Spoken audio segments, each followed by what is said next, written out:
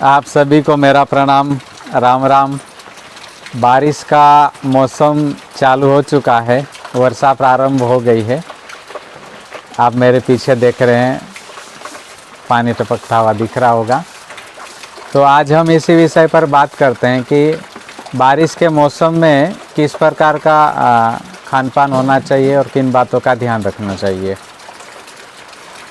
तो जैसे ही बारिश का सीज़न चालू होता है, वैसे वातावरण में नमी होती है और सूर्य कम निकलता है, बादल में छाया रहता है।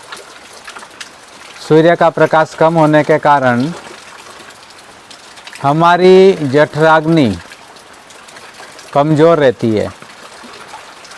तो बारिश के समय में अगर हमारा पाचन तंत्र कमज़ोर है और जो हमने खाना खाया है वो हजम हुआ ही नहीं, उसके पहले ही अगर हमने दूसरा खाना खाया या बार बार हम खाना खाते रहें तो कच्चा रस शरीर में बनेगा और कई प्रकार की बीमारियां उत्पन्न होने का एक कारण भी होता है।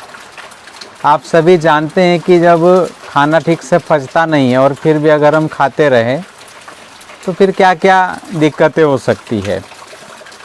इसके लिए बारिश के समय में हल्का आहार लेना चाहिए और बारिश के समय में सबसे अच्छा खाने में जो है वो अगर सूखा चना भुना हुआ चना का उपयोग सबसे अच्छा होता है।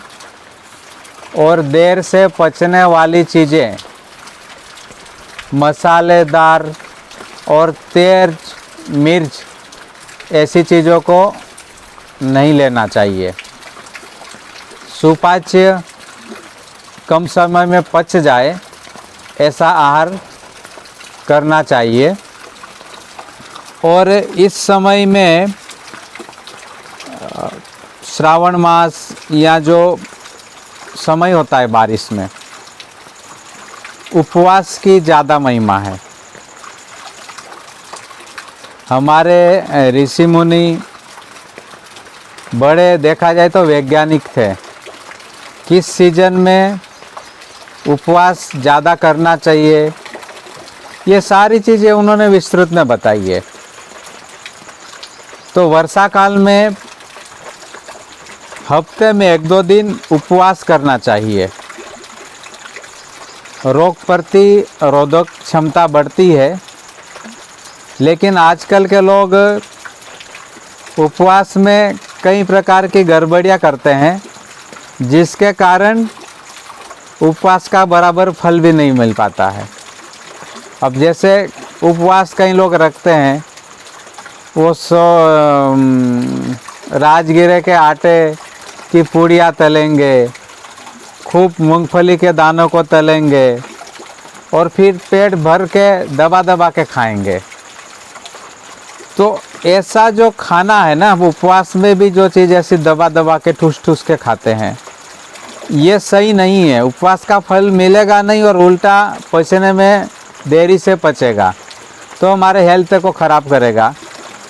इसलिए उपवास में तो पतला जूस वगैरह, थोड़ा बहुत फल वगैरह ऐसी चीज़ें लेना चाहिए, ताकि हमारे शरीर की जो आवश्यकता है उसकी पूर्ति भी हो जाए और जल्दी से हजम भी हो जाए।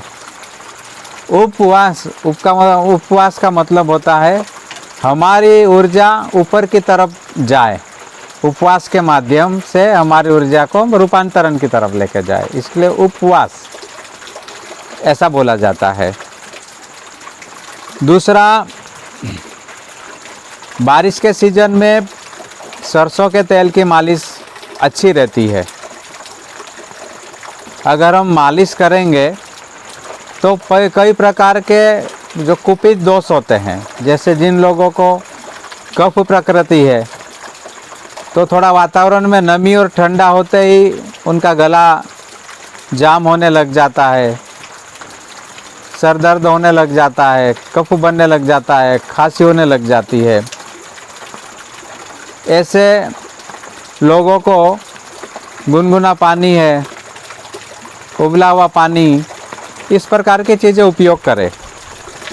और वात वाले लोगों के लिए भी ये चीज़ें फ़ायदेमंद रहेगी, तेल की मालिश वगैरह। और क्वाथ मतलब काढ़े की ज़्यादा अच्छी महिमा है इस समय में, क्योंकि सर्दी, खांसी, कफ, बुखार जैसी स्थिति ज़्यादातर वर्षा ऋतु में बनी रहती है। तो गिलोय का काढ़ा है, तुलसी का काढ़ा है, अदरक है, गुड़ है, काली मिर्च है, इन चीज़ों का काढ़ा बनाकर पीने से उत्तम स्वस्थ रहने के लिए बहुत ज़्यादा मददगार साबित होगा। और इस बारिश के सीज़न में बार बार इस ठंडे पानी से गीले होने से बचना चाहिए। वात वाले के लिए और कफ वाले के लिए तो बिल्कुल ठीक नहीं है, क्योंकि वो तुरंत शरीर जो है एक तरह से पकड़ लेता है। पित्त वाले को इतनी दिक्कत नहीं होती है, क्योंकि अग्नि की मात्रा ऑलरेडी उनके शरीर में काफ़ी होती है, तो ये ज़्यादा असर नहीं होता है। तो बस बारिश के सीज़न में इन 2-3 चीज़ों का ध्यान रखना है। एक तो उपवास की तरफ ध्यान देना, एक मालिश की तरफ ध्यान देना, मतलब तेल का उपयोग करना चाहिए। और गरिष्ठ भारी मसालेदार तीखी चीज़ों से परहेज रखना चाहिए। और हो सके तो कीर्तन है, उपासना है, इन चीज़ों का सहारा लेना चाहिए। अपने जीवन के कल्याण के लिए बहुत ही उत्तम चीज़ें हैं। बस आज मुझे यही कहना है, आगे और किसी विषय पे और चर्चा करेंगे। आप सभी लोग स्वस्थ रहे, मस्त रहे, आनंद में रहे, यही मैं ईश्वर से प्रार्थना करता हूँ। आप सबको मेरा प्रणाम। जय जय।